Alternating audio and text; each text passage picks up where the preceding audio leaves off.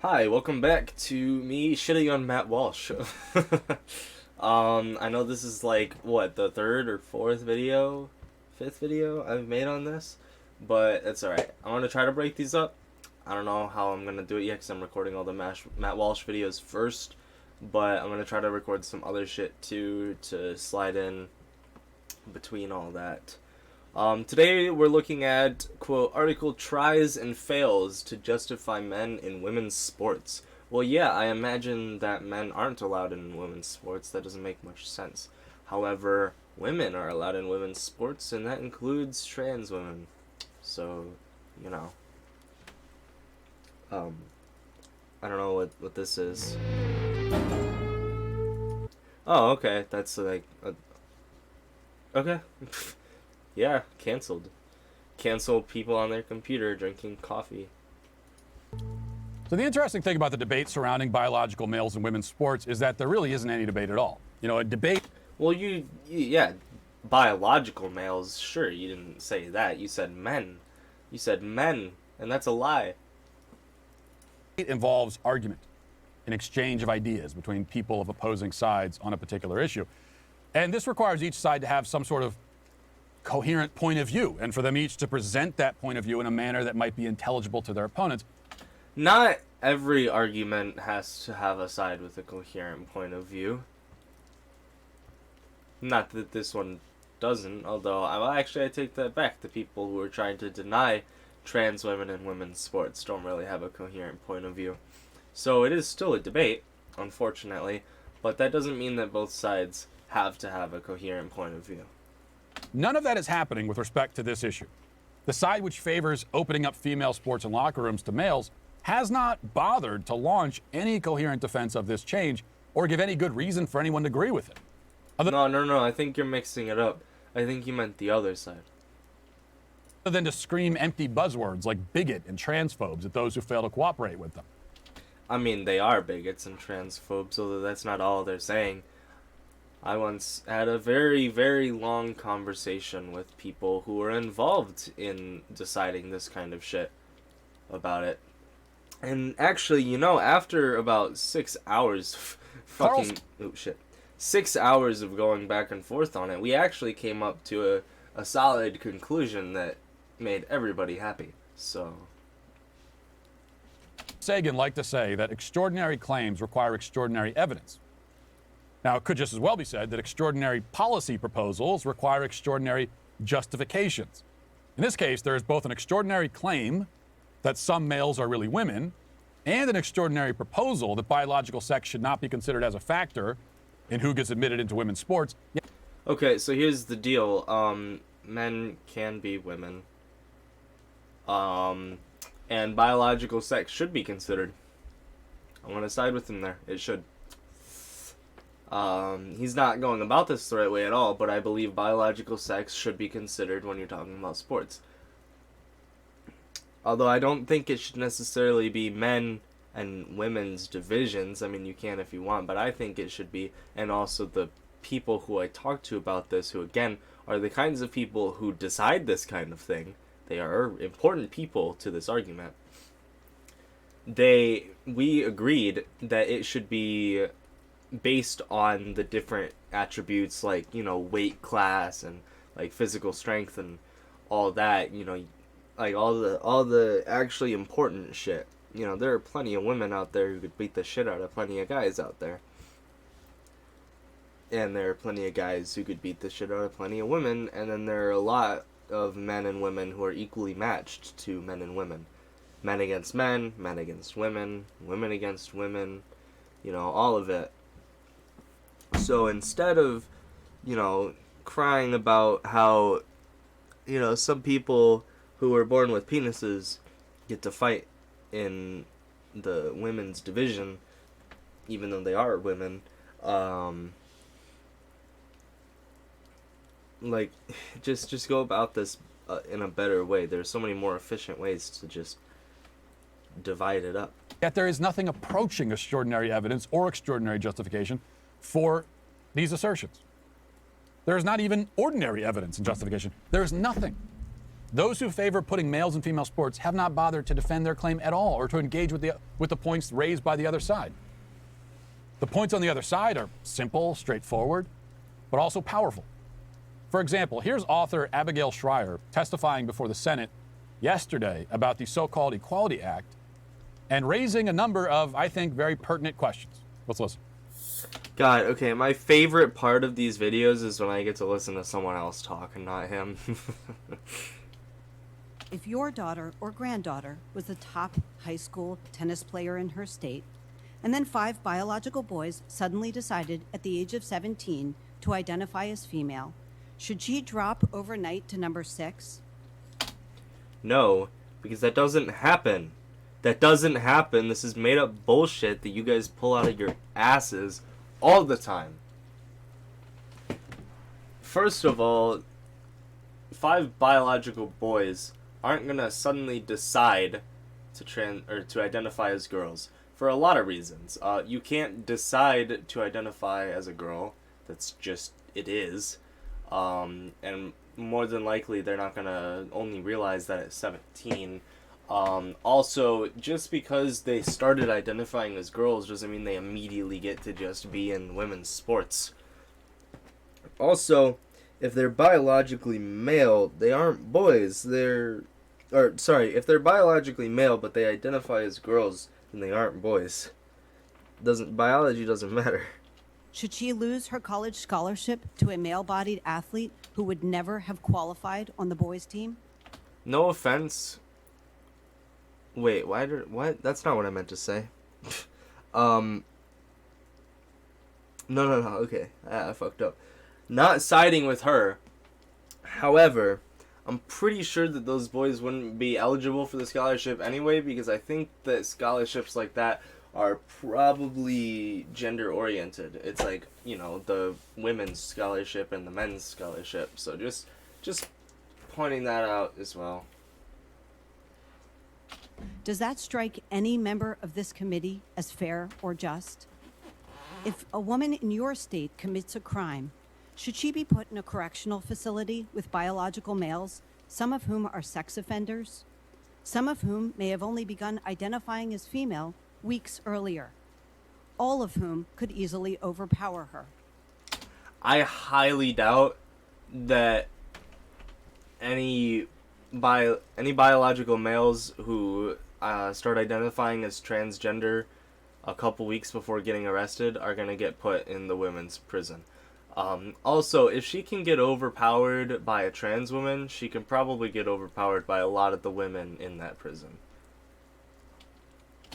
If a preschool has a policy that only female teachers may accompany little girls to the bathroom, and your daughter's male teacher suddenly identifies as female, ought that teacher to have a legal entitlement to accompany her? Does that strike anyone in this room as safe or sensible? God, she is a disgusting human being. Those are good questions. Questions that need to be answered by the people proposing this stuff, but they won't answer them. They have, again, nothing to offer. So to illustrate my point, let's turn to a recent article in the allegedly reputable publication Scientific American. The piece, written by child psychiatrist Dr. Jack Turbin, titled "Trans Girls Belong on Girls' Sports Teams," claims that there is no scientific case for excluding biological males from female sports.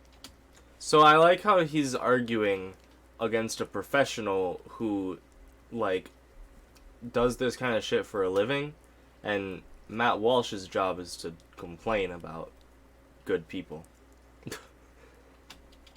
Now, this is certainly extraordinary. No case.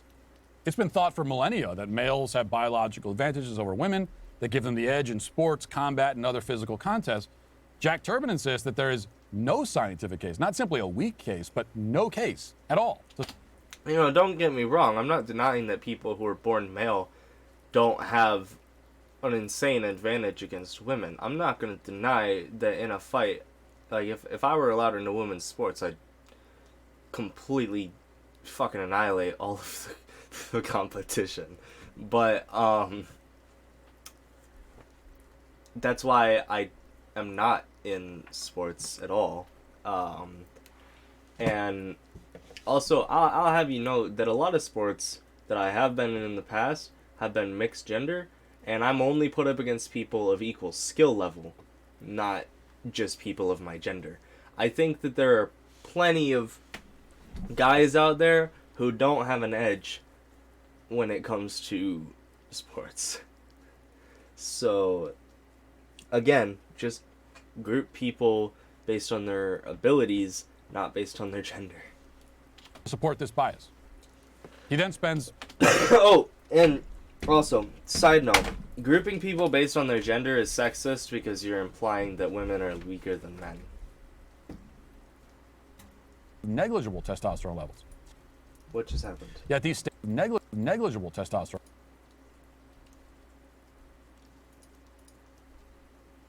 Darts. But no sane person would suggest serious mental health damage to the epidemic of transgender girls followed by the cisgender girls' families, type of girl, one variant. Here's what it says instead. The article I like how I heard transgender epidemic.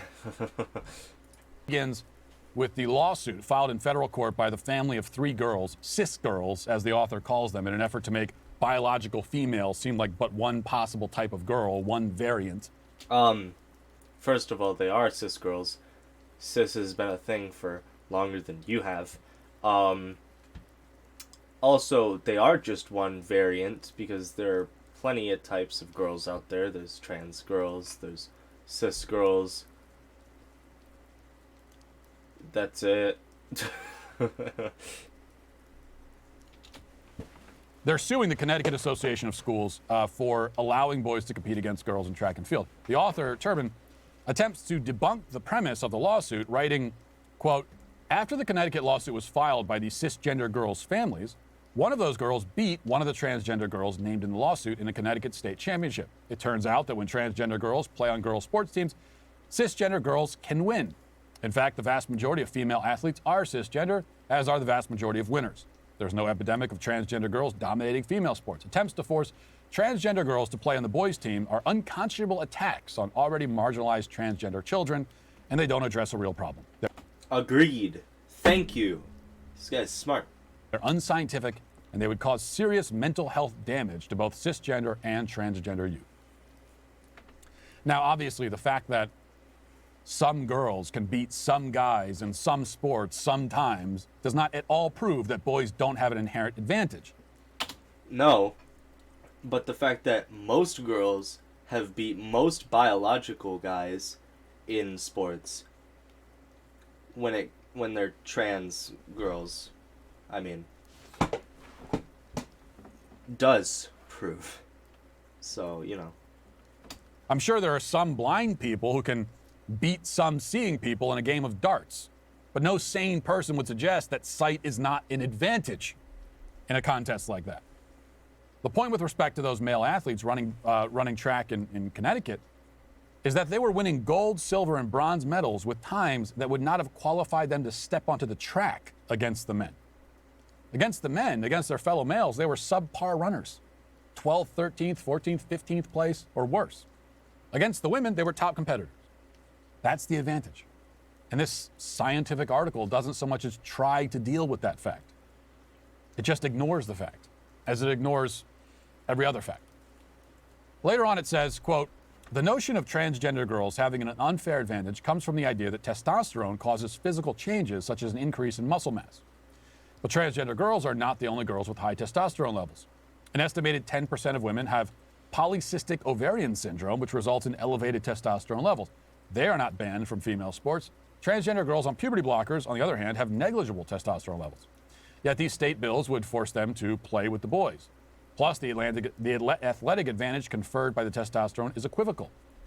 As Katrina Karkazi, a senior visiting fellow and expert on testosterone and bioethics at Yale University, explains, studies of testosterone levels in athletics do not show any clear, consistent relationship between testosterone and athletic performance. Sometimes testosterone is associated with better performance, but other studies show weak links or no links. Fantastic. And yet others show testosterone is associated with worse performance. The bill's premise lacks scientific validity. Okay.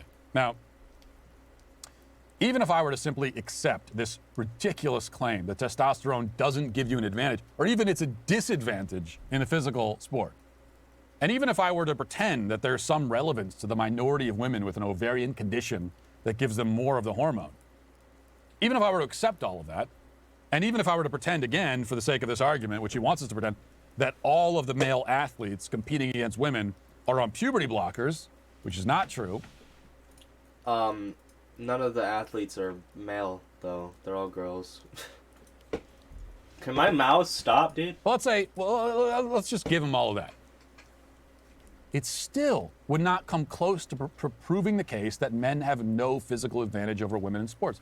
Testosterone is but one factor. One. As an article in Live Science in 2017 noted, an article that would probably not be published today, men, along with having up to 20 times more testosterone than women, also have greater muscle mass, larger fast-twitch muscle fibers, larger lungs, larger hearts, longer legs, smaller waists, less body fat. And this is but a partial list. All of these physical factors give men a distinct, profound, significant physical advantage. This is why all of the fastest and strongest people in the world are men. This is why there is no state in the union where the top female runners have, on average, faster times than the top male runners. This is why a decent male high school basketball player could walk into the WNBA and dominate without having to try that hard. It all comes back to physiology. And this article, which is supposed to be providing a thorough scientific case for allowing males in women's sports. Trans girls who go on estrogen or even just go on puberty blockers have decreased muscle mass. I'd just like to point that out as well, since he used it as a point. Does not deal with any of these physiological factors. Those two paragraphs that I read are the extent of the scientific case presented. From there, his argument revolves solely around the feelings of trans athletes, claiming that it will be emotionally painful for some men if they're not allowed to compete against women. But this is negated by the fact that it's emotionally painful for women to have their privacy and athletic opportunities stolen by men. First of all, he's right. It would be painful for women to be excluded from women's sports. Second of all, no women are getting their whatever's stolen by men because there are no men in this equation. Okay.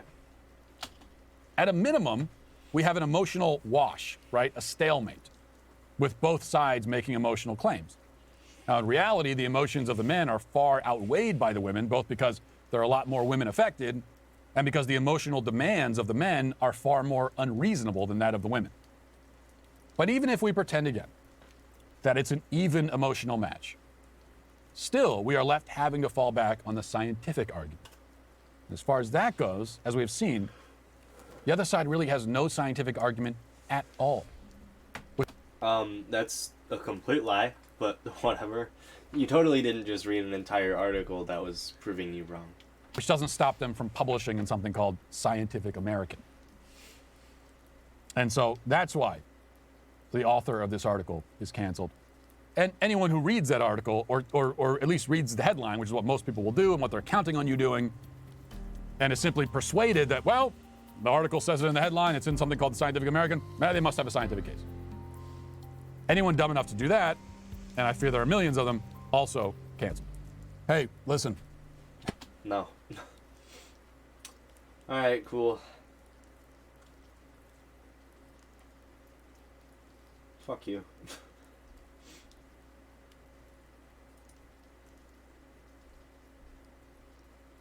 Okay. That was disappointing. Once again, no afterthoughts.